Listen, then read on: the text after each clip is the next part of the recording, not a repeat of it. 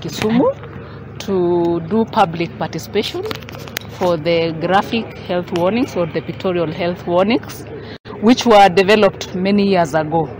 And the law requires us to do public participation, and we have had a very successful public participation.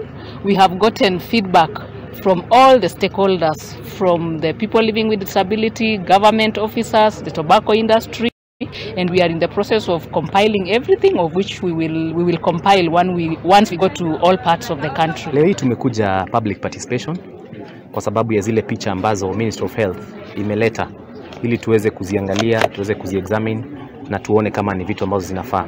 Na mambo ambayo tumeona leo ni ya kwamba there is a lot of laziness from the Ministry of Health. Kwa sababu kile chenye tumeona ni copy pasting of images in different places. Ni images ambazo zimeletwa zijapita through data protection.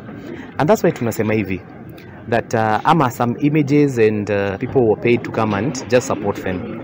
We are very serious about control of tobacco, because what we sell is what is genuine. But some of the efforts are discouraging investment that has been done in this country for years and years. And that's why we are saying this. We want the Ministry of Health to do a lot of consultation. Let's engage. And that is why in the tobacco industry, sisi tuliamua kwamba sisi tutasupport the harm reduction campaign, because it is a world campaign ambayo imeleta nicotine pouches, imeleta e-cigarettes and what have you. This is the reason, because this is the future.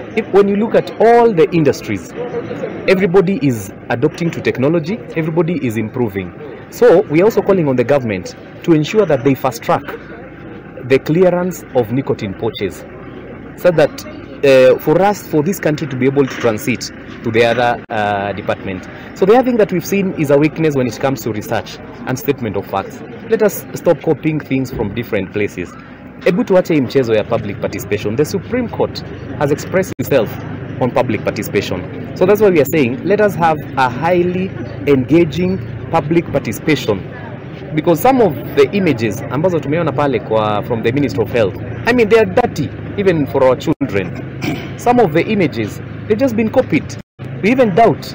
And that's why we've asked, how comes we came to a public participation and those research documents, they had copies?